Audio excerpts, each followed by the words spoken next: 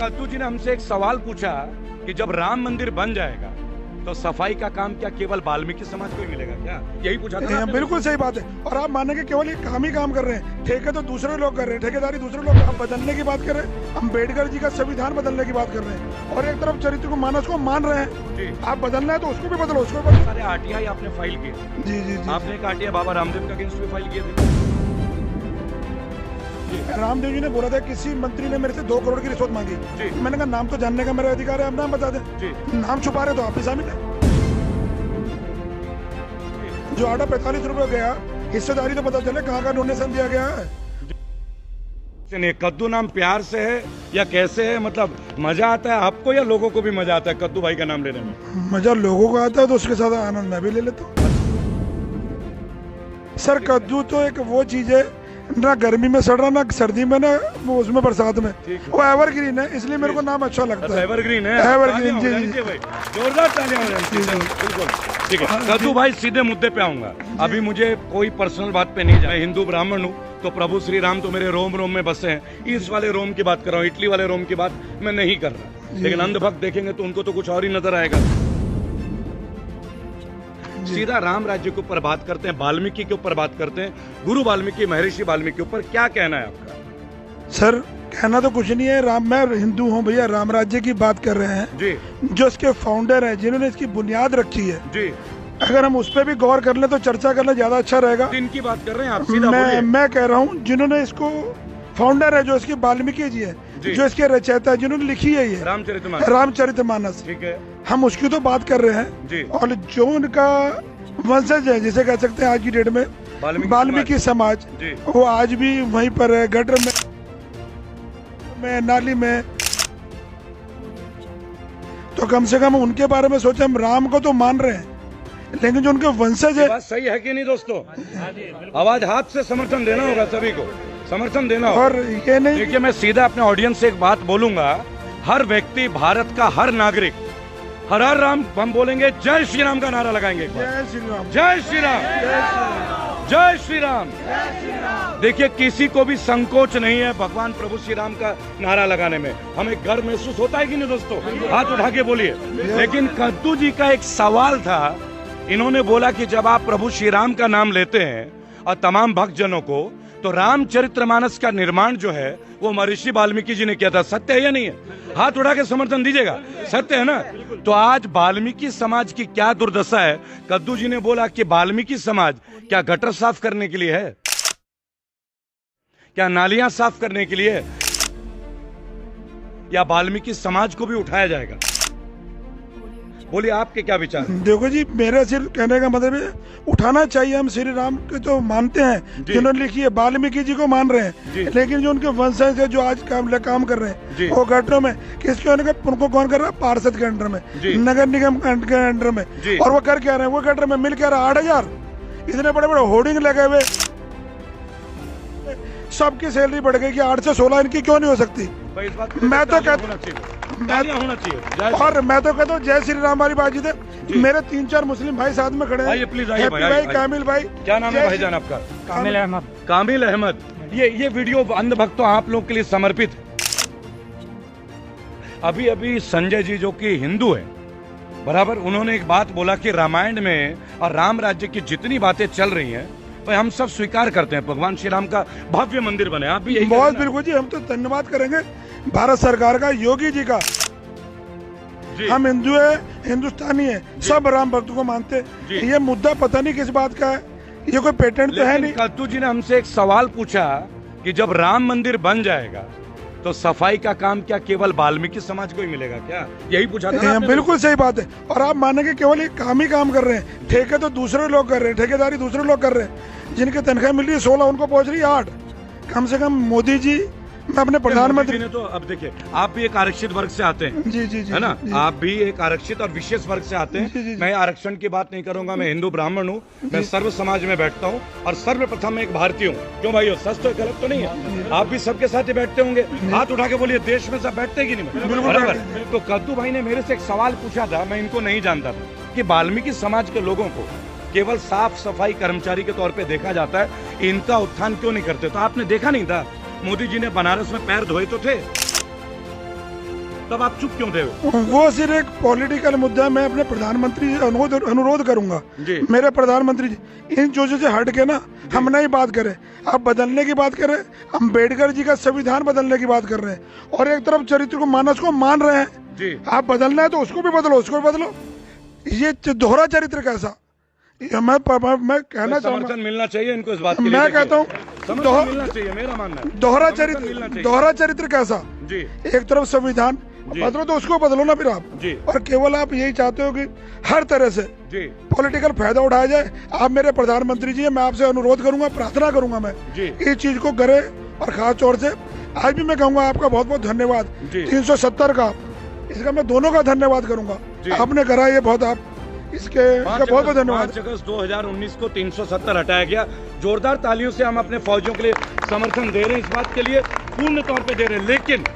लेकिन मेरा भी एक प्रश्न है आपसे, जब आप इस समर्थन की बात करते हैं, आप जम्मू कश्मीर में प्लॉट खरीद सकेंगे क्या? अभी तक क्या पॉलिसी लागू हो गई? उत्तराखंड में 45,000 आंगनवाड़ी वर्कर्स हैं, 45,000। उनके बारे में क्या राय है, क्या किया इन्होंने आज तक?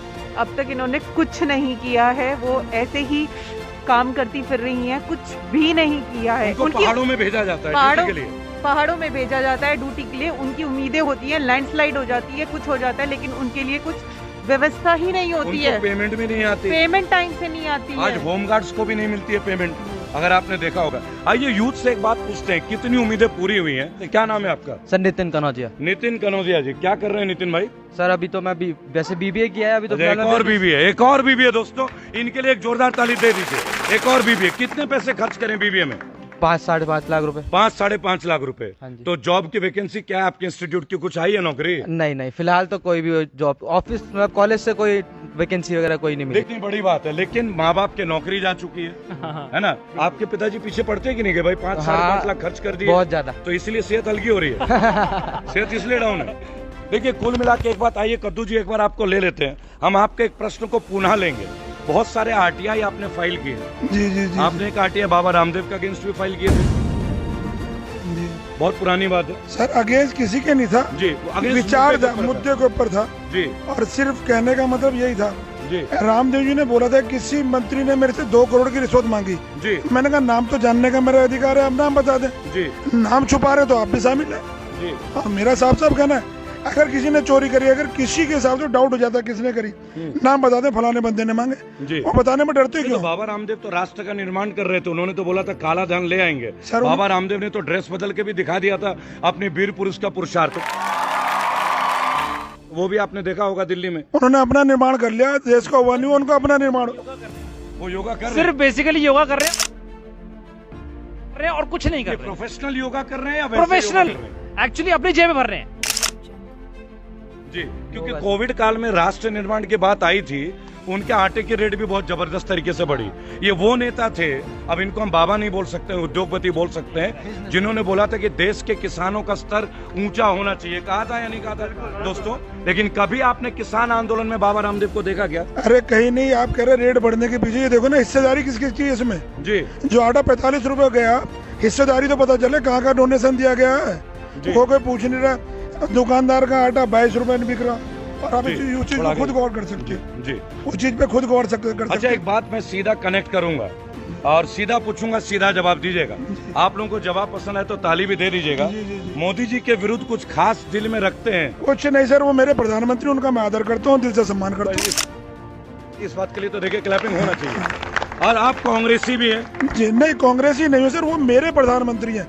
मेरे तो इस समय प्रधानमंत्री, वो देश के प्रधानमंत्री हैं जी। और मेरे तो अपना दुख तो उनके आगे रहूंगा जी। मैं तो कहूंगा नहीं, कांग्रेस में विपक्ष में उनसे तो सवाल में पूछ, मेरे आदरणीय है वो, उनका मैं सम्मान करता हूँ। तो ये जो आदरणीय का भाव आप रखते हैं और कोर्ट तक पहुंच जाते हैं अपने सवाल लेके, तो इस आदर के विरुद्ध कुछ प्रेम उधर से आता है? मैं मोदी जी के विरुद्ध में जाता हूँ, जो पॉलिसी है, जो विचारधारा उसके अगेंस्ट जाता हूँ। जी जी जी। अच्छा मुझे एक बात और बताएं, बोलूंगा आपके प्रश्न केवल वाल्मीकि समाज से संबंधित है या तमाम सफाई कर्मचारियों के संबंधित है? क्योंकि सफाई कर्मचारी सभी धर्म और जाति के हैं। दोस्तों हाथ उठा के एक बार उनके लिए मैं चाहूंगा एक तालियां बजा दीजिएगा। हमारा कूड़ा जो साफ करते हैं, उनकी लड़ाई को कैसे लड़ेंगे आप? मैं ये देखना चाहूंगा। मेरी उनकी कोई लड़ाई नहीं है। सब सफाई कर्मचारियों के लिए आप कैसे लड़ेंगे? मेरा कहने का मतलब जो उनको तनख्वाह ठेकेदारों के माध्यम से दी जा रही वो डायरेक्ट दी जाए, उनको उनका और हक पूरा मिले, ना कि बीच में दलाल है। और उस चीज को पॉलिसी को बदलना पड़ेगा। और दूसरी चीज, मैं तो सौभाग्यशाली हूँ, मुझे कभी एहसास ही नहीं हुआ कि मैं इस जाति से उससे आता हूँ। ये उत्तराखंड का मुझे बहुत बहुत आभारी हूँ। मैं इसी धरती में मैंने जन्म लिया, कभी तक मुझे एहसास ही नहीं हुआ। दिलराज कौर 24 गोल्ड मेडल, तो फिर उनको क्यों नहीं इनाम मिलता? उन्हें क्यों नहीं सरकारी नौकरी मिलती? आज वो गांधी पार्क के सामने लिज्जत पापड़ या पार्ले जी के बिस्किट क्यों बेचती हैं अपनी उत्तराखंड में? तो बहन दिलराज कौर के लिए राजपुर से संजय कनौजिया और कद्दू भाई ने एक मिशन ठाना है कि आप उनको जस्टिस दिलाएंगे। मैं ये पक्की बात, मेरा पूरा प्रयास है, जो मैं धामी जी से मुलाकात करूंगा, अपने सीएम साहब से, वो इस बात को गौर करेंगे जी। नो डाउट बहुत अच्छे इंसान है, मेरे को पूरा विश्वास है वो उसके लिए कुछ ना कुछ जरूर करेंगे। देखिए, आप अच्छे इंसान तो सभी होते हैं, मोदी जी गलत हैं क्या? मैंने गलत तो कहा ही नहीं।